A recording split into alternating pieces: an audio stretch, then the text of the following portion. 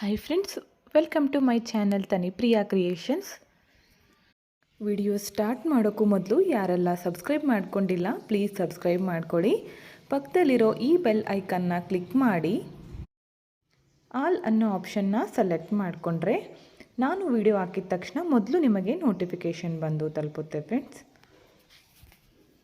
ಇವತ್ತಿನ ವಿಡಿಯೋದಲ್ಲಿ ರಿಂಗ್ ಬೀಡ್ಗೆ ಯಾವ ಥರ ಡಿಸೈನ್ನ ಮಾಡಬೇಕಂತ ತೋರಿಸ್ಕೊಡ್ತಾ ಇದ್ದೀನಿ. 6 ಎಳೆ ದಾರ ತೊಗೊಂಡಿದ್ದೀನಿ ಫ್ರೆಂಡ್ಸ್. ನಾನು ಇದಕ್ಕೆ ಗಂಟು ಹಾಕಿ ಇಟ್ಕೊಂಡಿಲ್ಲ. ಹಾಗೆ ಕ್ರೋಶಾ ನೀಡಲ್ ಬಂದು 0.75 mm ಈ ನೀಡಲ್ನ ಯೂಸ್ ಮಾಡ್ತಿದ್ದೀನಿ. ಓಕೆ ನೋಡಿ, ರಿಂಗ್ ಬೀಡ್ ಒಳಗಡೆ ಈ 6 ಎಳೆ ದಾರನ ಹಾಕಿ ಮೊದಲು 2 ಗಂಟುಗಳನ್ನು ಹಾಕ್ಕೋತೀನಿ.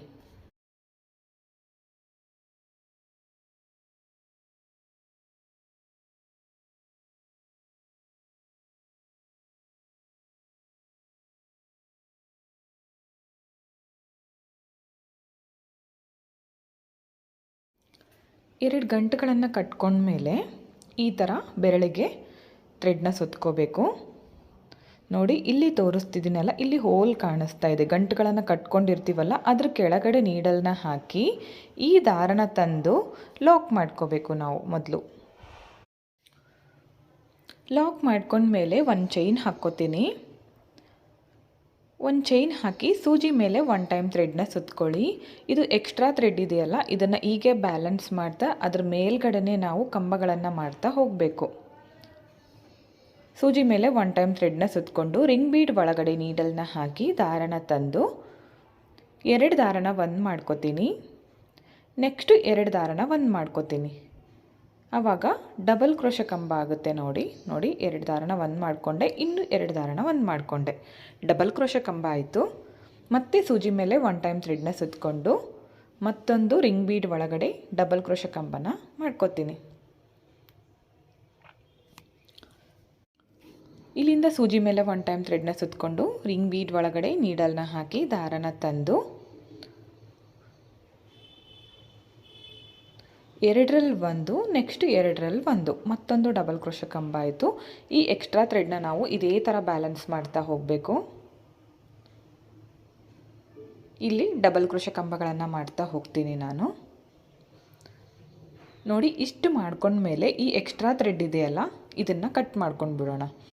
ಇಲ್ಲಿ ಕೌಂಟಿಂಗ್ ಏನು ಬೇಕಾಗಿಲ್ಲ, ನೀವು ಹಾಗೆ ಡಬಲ್ ಕ್ರೋಶೆ ಕಂಬಗಳನ್ನು ಅದು ಫಿಲ್ ಆಗೋವರೆಗೂ ಮಾಡಿದರೆ ಸಾಕು. ಈಗ ನೋಡಿ, ಸೂಜಿ ಮೇಲೆ 1 ಟೈಮ್ ಥ್ರೆಡ್ನ ಸುತ್ಕೋತೀನಿ. ರಿಂಗ್ ಬೀಡ್ ಒಳಗಡೆ ನೀಡಲ್ನ ಹಾಕಿ ದಾರನ ತಂದು ಡಬಲ್ ಕ್ರೋಶೆ ಕಂಬನ ಮಾಡ್ಕೋತೀನಿ. ಈ ರಿಂಗ್ ಬೀಡ್ ಇದೆಯಲ್ಲ, ಇದು ಕಂಪ್ಲೀಟ್ ಆಗೋವರೆಗೂ ಕೂಡ ನಾವು ಡಬಲ್ ಕ್ರೋಶೆ ಕಂಬಗಳನ್ನು ಕಂಟಿನ್ಯೂ ಮಾಡ್ತಾ ಹೋಗಬೇಕು. ಪೂರ್ತಿಯಾಗಿ ಮಾಡ್ಕೋಬೇಕಾಗತ್ತೆ ರಿಂಗ್ ಬೀಡ್ಗೆ. ನಾನು ಕಂಪ್ಲೀಟ್ ಮಾಡಿ ತೋರಿಸ್ತೀನಿ ನಿಮಗೆ ಯಾವ ಥರ ಕಾಣಿಸುತ್ತೆ ಅಂತ. ತುಂಬಾ ನೀಟಾಗಿ ಮಾಡ್ಕೋಬೇಕು. ಹಾಗೆ ಕಂಬಗಳು ಒಂದೇ ಸಮವಾಗಿ ಬರೋ ಥರ ಮಾಡ್ಕೋಬೇಕು. ಎಂಡ್ವರೆಗೂ ನಾನು ಡಬಲ್ ಕ್ರೋಶೆ ಕಂಬಗಳನ್ನು ಮಾಡ್ಕೊಂಡಿದ್ದೀನಿ. ಇವಾಗ ಸ್ಟಾರ್ಟಿಂಗಲ್ಲಿ ಒಂದು ಚೈನ್ ಹಾಕಿರ್ತೀವಲ್ಲ, ಅಲ್ಲಿ ನಾನು ಲಾಕ್ನ ಮಾಡ್ಕೋತಿದ್ದೀನಿ. ಈ ಥರ ನೀಡಲ್ನ ಹಾಕಬೇಕು. ಆ ಗ್ಯಾಪಲ್ಲಿ ದಾರನ ತಂದು ಲಾಕ್ ಮಾಡ್ಕೋಬೇಕು. ನೋಡಿ, ರಿಂಗ್ ಬೀಡ್ ಕಂಪ್ಲೀಟ್ ಆಯಿತು. ಈ ಥರ ಫಿನಿಶಿಂಗ್ ಕೂಡ ನೀಟಾಗಿ ಬಂದಿದೆ. ಇಲ್ಲಿಂದ ನಾನಿವಾಗ ಥ್ರೆಡ್ನ ಮೇಲ್ ಮಾಡಿಕೊಂಡು ಗೋಲ್ಡ್ ಕಲರ್ ಬೀಡ್ಸ್ಗಳನ್ನು ಆ್ಯಡ್ ಮಾಡ್ಕೋತೀನಿ. ನೋಡಿ, ಥ್ರೆಡ್ನ ಮೇಲ್ ಮಾಡಿ ಈ ಬೀಡನ್ನ ಆ್ಯಡ್ ಮಾಡ್ತಿದ್ದೀನಿ. ಬೀಡ್ ಹಾಕಿ ಇವಾಗ ಈ ಆರ್ಚ್ ಮಾಡ್ಕೊಂಡಿದ್ದೀವಲ್ಲ ರಿಂಗ್ ಬೀಡ್ಗೆ, ಅದ್ರ ಮೇಲ್ಗಡೆ ಹೋಲ್ ಕಾಣಿಸ್ತಾ ಇದೆ ನೋಡಿ, ತೋರಿಸ್ತೀನಿ ನೋಡಿ ನಿಮಗೆ. ಈ ಥರ ಹೋಲ್ ಮೇಲೆ ನೀಡಲ್ನ ಹಾಕಬೇಕು.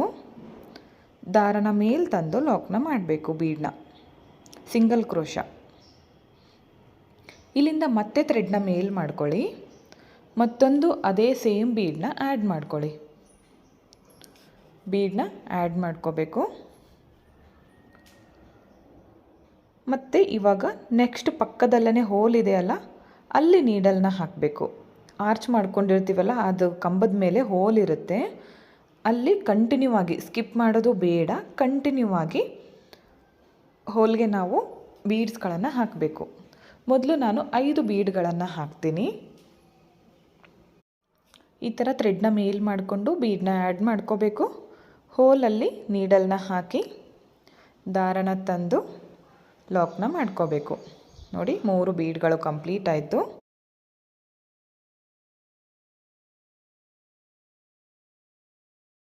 ಮತ್ತೆ ಥ್ರೆಡ್ನ ಮೇಲ್ ಮಾಡಿಕೊಂಡು ಮತ್ತೊಂದು ಬೀಡನ್ನ ಹಾಕ್ತಿದ್ದೀನಿ. ನೀಡಲ್ನಿಂದ ಒಂದು ಬೀಡ್ ಮಾತ್ರ ಪಾಸ್ ಮಾಡ್ಕೋತೀನಿ. ನೀಡಲ್ನಲ್ಲಿ 2 ಬೀಡ್ಗಳಿದೆಯಲ್ಲ, ಒಂದೇ ಪಾಸ್ ಮಾಡಿಕೊಂಡೆ. ಇವಾಗ ನೆಕ್ಸ್ಟ್ ಪಕ್ಕದಲ್ಲೇ ಹೋಲ್ ಇದೆ ನೋಡಿ, ಅಲ್ಲಿ ನೀಡಲ್ನ ಹಾಕಬೇಕು. ದಾರನ ತಂದು ಲಾಕ್ನ ಮಾಡಬೇಕು. ನಿಧಾನಕ್ಕೆ ಮಾಡ್ಕೊಳ್ಳಿ. 2 ಅಥವಾ 3 ಬೀಡ್ಗಳು ಹಾಕಲಿಕ್ಕೆ ಸ್ವಲ್ಪ ಕಷ್ಟ ಅನಿಸುತ್ತೆ. ನೀವು ಪರ್ಫೆಕ್ಟ್ ಆದಮೇಲೆ ಏನಾಗಲ್ಲ. ಸ್ಟಾರ್ಟಿಂಗಲ್ಲಿ ಹಾಕಬೇಕಂದ್ರೆ ನಿಧಾನಕ್ಕೆ ಮಾಡ್ಕೊಳ್ಳಿ. ಒಂದೊಂದೇ ಬೀಡ್ ಹಾಕಿದರೂ ಪರವಾಗಿಲ್ಲ. ಈ ಥರ 3-4 ಬೀಡ್ಗಳನ್ನು ಒಟ್ಟಿಗೆ ಹಾಕೋದ್ರಿಂದ ಡಿಸೈನ್ ಬೇಗ ಕಂಪ್ಲೀಟ್ ಆಗುತ್ತೆ. ನೋಡಿ 5 ಬೀಡ್ಗಳು ಕಂಪ್ಲೀಟ್ ಆಯಿತು. ಇವಾಗ ಥ್ರೆಡ್ನ ಮೇಲ್ ಮಾಡಿಕೊಂಡು ಒಂದು ಲೀಫ್ ಬೀಡನ್ನ ಆ್ಯಡ್ ಮಾಡ್ಕೊತಿದ್ದೀನಿ. ಈ ಲೀಫ್ ಬೀಡನ್ನ ಹಾಕಿ ಅಲ್ಲೇ ಪಕ್ಕದಲ್ಲೇ ನೆಕ್ಸ್ಟ್ ಹೋಲ್ಗೆ ಲಾಕ್ನ ಮಾಡ್ತೀನಿ. ಈಗ ಬೀಡ್ ಹಾಕಿವೆಲ್ಲ, ಅದರ ಪಕ್ಕದಲ್ಲೇ ಹೋಲ್ಗೆ ಲಾಕ್ ಮಾಡಿಕೊಂಡೆ. ಇಲ್ಲಿಂದ ಮತ್ತೆ ಥ್ರೆಡ್ನ ಮೇಲ್ ಮಾಡ್ಕೋತೀನಿ. ಮತ್ತೊಂದು ಸೇಮ್ ಬೀಡನ್ನ ಆ್ಯಡ್ ಮಾಡ್ಕೋತೀನಿ, ಅಂದರೆ ರೌಂಡ್ ಬೀಡು. ಲೀಫ್ ಬೀಡ್ ಒಂದು ಸಾಕು. ಲೀಫ್ ಬೀಡ್ ಹಾಕೋಕ್ಕೂ ಮೊದಲು 5 ಬೀಡ್ಗಳನ್ನು ಹಾಕಿದ್ದೆ. ಇವಾಗೂ ಕೂಡ ನಾನು 5 ಚಿಕ್ಕ ರೌಂಡ್ ಬೀಡ್ಸ್ಗಳನ್ನು ಹಾಕ್ತೀನಿ. ಇದು ಕೂಡ ನಾನು ಎಲ್ಲಿ ಯಾವುದೇ ಹೋಲ್ ಕೂಡ ಸ್ಕಿಪ್ ಮಾಡಲ್ಲ, ಕಂಟಿನ್ಯೂ ಆಗಿ ಹಾಕ್ತಾಯಿದ್ದೀನಿ ಬೀಡ್ಸ್ಗಳನ್ನು. ಥ್ರೆಡ್ನ ಮೇಲ್ ಮಾಡಿಕೊಂಡು ಈ ಥರ ಬೀಡನ್ನ ಆ್ಯಡ್ ಮಾಡ್ಕೋಬೇಕು. ಪಕ್ಕದಲ್ಲೇ ನೀಡಲ್ನ ಚುಚ್ಕೋಬೇಕು, ಅಂದರೆ ಹೋಲಲ್ಲಿ ನೀಡಲ್ನ ಹಾಕಿ ದಾರನ ತಂದು ಲಾಕ್ ಮಾಡ್ಕೋಬೇಕು. ಮತ್ತೆ ಥ್ರೆಡ್ನ ಮೇಲ್ ಮಾಡ್ಕೋಬೇಕು. ಮತ್ತು ಬೀಡ್ಸ್ಗಳನ್ನು ಆ್ಯಡ್ ಮಾಡಬೇಕು. ಇದೇ ಥರ ಇಲ್ಲೂ ಕೂಡ 5 ಬೀಡ್ಗಳನ್ನು ಆ್ಯಡ್ ಮಾಡಿಕೊಂಡೆ. ನೋಡಿ, ಅರ್ಥ ಆಯಿತು ಅನ್ಕೋತೀನಿ ನಿಮಗೆ ಬೀಡ್ಸ್ ಯಾವ ಥರ ಹಾಕಬೇಕಂತ. ಮೊದಲು 5 ಹಾಕಿದೆ, ಅದಾದಮೇಲೆ 1 ಲೀಫ್ ಬೀಡು ಮತ್ತು 5 ಬೀಡ್ಗಳು. ಜಾಸ್ತಿ ಕೂಡ ಮಾಡ್ಕೋಬೋದು, 4 ಕೂಡ ಮಾಡ್ಕೋಬೋದು. ನಿಮ್ಗೆ ಯಾವ ಥರ ಬೇಕೋ ಆ ಥರ ಮಾಡ್ಕೊಳ್ಳಿ. ಇವಾಗ ನೆಕ್ಸ್ಟ್ ಹೋಲ್ ಇದೆಯಲ್ಲ, ಅಲ್ಲಿ ನೀಡಲ್ನ ಹಾಕಿ ದಾರನ ತಂದು ಲಾಕ್ನ ಮಾಡ್ಕೋತೀನಿ. ಇಲ್ಲಿಗೆ ಎಂಡ್ ಮಾಡ್ಕೋತಿದ್ದೀನಿ ನಾನು. ಆ ಬೀಡ್ ಎಂಡ್ ಮಾಡಿದ್ನಲ್ಲ, ಅದ್ರ ಪಕ್ಕದ ಹೋಲ್ಗೆ ನಾನು ಒಂದು ಸಿಂಗಲ್ ಕ್ರೋಶ ಮಾಡಿಕೊಂಡೆ ಅಥವಾ ಲಾಕ್. ಇಲ್ಲಿಂದ 2 ಚೈನ್ಸ್ ಹಾಕಿ ಥ್ರೆಡ್ನ ಕಟ್ ಮಾಡ್ಕೋತೀನಿ. ಕಟ್ ಮಾಡಿಕೊಂಡ್ರೆ ಈ ಥ್ರೆಡ್ನ ಟೈಟಾಗಿ ಮೇಲೆ ಎಳ್ಕೊಳ್ಳಿ. ಇವಾಗ ಇದನ್ನು ನಾವು ಬ್ಯಾಕ್ ಸೈಡಲ್ಲಿ ಅಟ್ಯಾಚ್ ಮಾಡ್ಕೋಬೇಕು. ಈ ಎಕ್ಸ್ಟ್ರಾ ಥ್ರೆಡ್ನ ಸ್ವಲ್ಪ ಕಟ್ ಮಾಡಿಕೊಂಡು ಇದಕ್ಕೆ ಗಮ್ ಹಚ್ಚಿ ಅಟ್ಯಾಚ್ ಮಾಡ್ಕೋಬೇಕು ನಾವು. ಬ್ಯಾಕ್ ಸೈಡಲ್ಲಿ ಕಾಣಿಸೋದಿಲ್ಲ ಅದು. ನೋಡಿ, ಗಮ್ ಹಚ್ಚಿ ತೋರಿಸ್ತೀನಿ ನಿಮಗೆ ಯಾವ ಥರ ಕಾಣಿಸ್ತಿದೆ ಅಂತ. ಗಮ್ ಹಚ್ಚಿದ ಮೇಲೆ ನೋಡಿ, ಗಮ್ ಹಚ್ಚಿ ಅಟ್ಯಾಚ್ ಮಾಡ್ಕೊಂಡಿದ್ದೀನಿ. ಸ್ವಲ್ಪ ಎಕ್ಸ್ಟ್ರಾ ಇರೋದನ್ನು ಕಟ್ ಮಾಡ್ಕೊಂಡಿದ್ದೀನಿ. ಈಗ ನೋಡಿ, ಮಿಡಲ್ನಲ್ಲಿ ಗ್ಯಾಪ್ ಇದೆಯಲ್ಲ, ಇಲ್ಲಿ ನಾನು ಈ ಥರ ಬೀಡ್ಗಳನ್ನು ಆ್ಯಡ್ ಮಾಡ್ಕೊತೀನಿ. ಇದಕ್ಕೆ ಗಮ್ ಹಚ್ಚಬೇಕು. ಇದೇ ಹಾಕಬೇಕಂತೇನಿಲ್ಲ, ಯಾವುದಾದ್ರೂ ಅದರ ಒಳಗಡೆ ಅಡ್ಜಸ್ಟ್ ಆಗೋ ರೀತಿ ಬೀಡನ್ನ ಹಾಕಿದರೆ ಸಾಕು. ನೋಡಿ, ಈ ಥರ ಬೀಡ್ ಕೂಡ ಹಾಕ್ಕೋಬೋದು. ಅದಕ್ಕೆ ಕರೆಕ್ಟಾಗಿ ಕೂಡಬೇಕು ಅಂಥದ್ದು ಹಾಕ್ಕೊಳ್ಳಿ. ನಾನು ಇದೇ ಥರ ಒಂದು 3-4 ಮಾಡಿ ರೆಡಿ ಇಟ್ಕೊಂಡಿದ್ದೀನಿ. ನೋಡಿ, ಈ ಥರ. ಇದು ಕೂಡ ಗಮ್ ಹಚ್ಚಿ ಇಟ್ಟಿದ್ದೀನಿ. ಇದು ಒಣಗಿದ ಮೇಲೆ ಕರೆಕ್ಟಾಗಿ ಕಾಣಿಸುತ್ತೆ. ಗಮ್ಮೆಲ್ಲ ಒಣಗಬೇಕು. ಇದು ಆಲ್ರೆಡಿ ರೆಡಿ ಮಾಡಿ ಇಟ್ಕೊಂಡಿದ್ದೀನಿ ನಾನು. ಈ ಥರ ಇದನ್ನು ಯಾವ ಥರ ಅಟ್ಯಾಚ್ ಮಾಡ್ಕೋಬೇಕು ನಾವು ಸೀರೆಗಳಿಗೆ ಅಂತ ತೋರಿಸ್ಕೊಡ್ತಾ ಇದ್ದೀನಿ.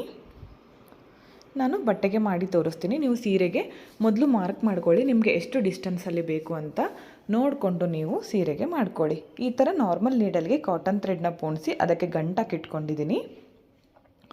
ಮೊದಲು ನೋಡಿ, ಇಲ್ಲಿ ಮಿಡಲ್ ಎಲ್ಲಿಗೆ ಬರುತ್ತೋ ನೋಡ್ಕೋಬೇಕು. ಅಲ್ಲಿ ನಾವು ಲಾಕ್ನ ಮಾಡಬೇಕು. ನೀವು ಆದಷ್ಟು ಪಲ್ಲು ಹಾಗೆ ಅಲ್ಲಿ ನಾವು ಡಿಸೈನ್ಸ್ಗಳನ್ನು ರೆಡಿ ಮಾಡಿ ಇಟ್ಕೊಂಡಿರ್ತೀವಲ್ಲ ರಿಂಗ್ ಬೀಡ್ಗೆ, ಅದಕ್ಕೆ ಮ್ಯಾಚ್ ಆಗೋ ಥರ ಥ್ರೆಡ್ನ ತೊಗೋಬೇಕು. ಅಂದರೆ ಅದು ಕಾಣಿಸ್ಬಾರ್ದು. ಆ ಥರ ಥ್ರೆಡ್ನ ನೀವು ಯೂಸ್ ಮಾಡಿ, ಕಾಟನ್ ಥ್ರೆಡ್.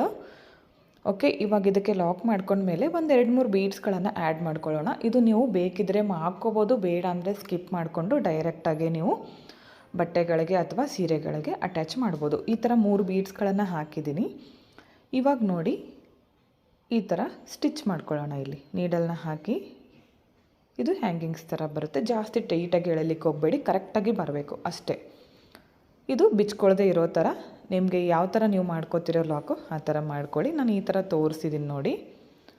ಒಂದು 3-4 ಸಾರಿ ಈ ಥರ ಲಾಕ್ ಮಾಡ್ಕೋಬೇಕು, ಅದು ಬಿಚ್ಕೊಳ್ಳೋದಿಲ್ಲ. ನೋಡಿ, ಈ ಥರ ಮಾಡಬೇಕು.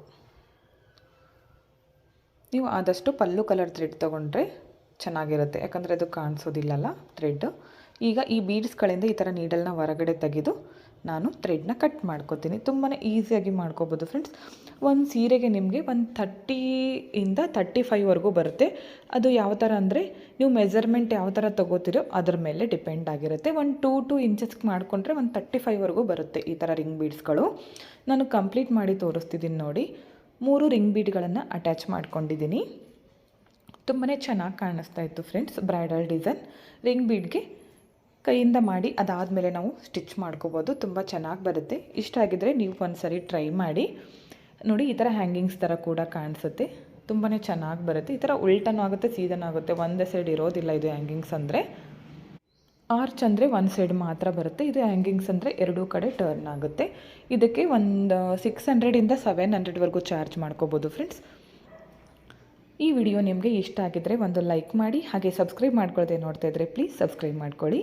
Thank you.